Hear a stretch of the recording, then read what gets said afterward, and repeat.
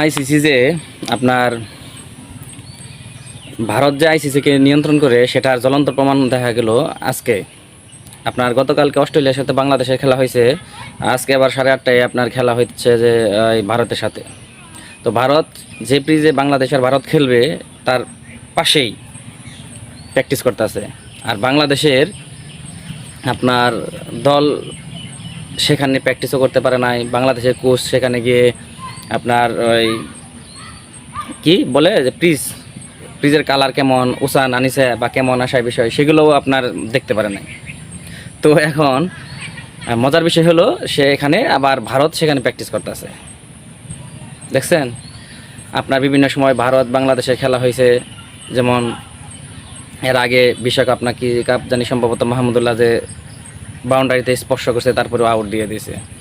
তো এরকম অসংখ্য ঘটনা আছে বাংলাদেশের সাথে বা অন্যান্য দেশের সাথে, যে যখনই মনে করেন যে বাংলাদেশের খেলা হয় তখনই আম্পায়ারদের চোখের সমস্যা হয়ে যায়, আইসিসিদের নীতির পরিবর্তন হয়ে যায় একমাত্র বাংলাদেশের সাথে যখন এই খেলা হয়।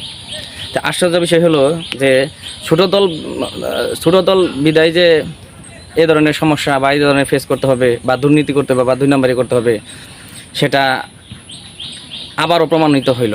তো এটা আমরা খুবই দুঃখজনক এবং খুবই নেক্কারজনক বিষয়। তো আইসিসি এইভাবে মানে আইসিসি যে এ ধরনের করে সিস্টেম করে সেটা বাংলাদেশের প্লেয়াররা বা বাংলাদেশের সমর্থকরা মানে খুবই ঘৃণিত এবং নিন্দা জানায়। যাই হোক, আশা করি দর্শকের চাইতে প্লেয়ারদের মানে বাংলাদেশের যে প্লেয়ার আছে, বাংলাদেশের যে সাপোর্টার আছে, এই সাপোর্টারদের থেকে আপনার প্লেয়ারদের কষ্ট বেশি। যখন আমরা ভারতের সাথে খেলতে যাই তখনই বিভিন্ন ধরনের নিয়মকানুন দেখি বা আম্পায়ারদের ভুল বা আম্পায়ারদের মানে মন গড়া ডিসিশন দেখি। তো আপনাদের কি করতে হবে, আজকে ব্যাটে বলে প্রতিটা বলে আপনার তাদেরকে প্রমাণ করতে হবে যে হ্যাঁ, আমরা আম্পায়ারদের সহযোগিতা না নিয়ে, আইসিসিদের সহযোগিতা না নিয়ে আমরা আমাদের মানে নিজস্ব শক্তি এবং নিজস্ব মেধা দিয়ে আমরা ক্রিকেটকে জয় করেছি। আজকে আমি আশা করি যে বাংলাদেশের দর্শকরা যাতে কষ্ট নিয়ে রাত্রে ঘুমাতে না যায়, সঠিক খেলাটা যাতে আমরা খেলি। ওই যে সৌম্য সরকার বলেন, শান্ত বলেন, সাকিব বলেন, মাহমুদুল্লাহ বলেন, ওভারঅল সবাই যাতে ভালো খেলতে পারে এই আশাই করি। আইসিসি নিয়ে কিছু কথা আপনাদের না বললেই নয়।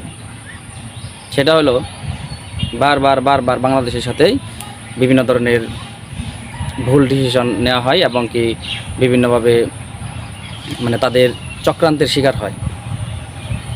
আরেকটা বিষয় হয়েছে এই যে ছোট দলের সাথে যে বিভিন্ন সময় বিভিন্ন নির্যাতন করা হয়, তো এটা আবার আপনার প্রমাণ করে দিতে হবে আবার খেলা দিয়ে, ব্যাট বলে জয় লাভ করে সেভাবে প্রমাণ করতে হবে। তো আমাদের প্রমাণ করতে হবে ব্যাট বলে। তো আজকে খেলা নিশ্চয়ই প্লেয়াররাও এটা মাথায় রাখবেন যে আমাদের সাথে আইসিসি কেমন করে বা আম্পায়াররা কেমন করে। তো আমাদের দেখাইতে হবে ব্যাটে বলে মানে জয়লাভ করে দেখাইতে হবে। তাহলে দেখা যাবে যে আমাদের মানে সঠিক যে প্রতিবাদ সেই খেলার মাধ্যমে দেখাইতে হবে।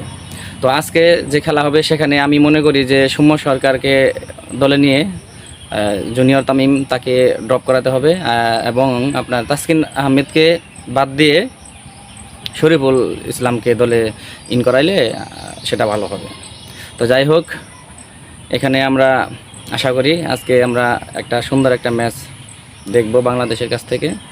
তো সবাই ভালো থাকবেন, সুস্থ থাকবেন। আল্লাহ হাফেজ।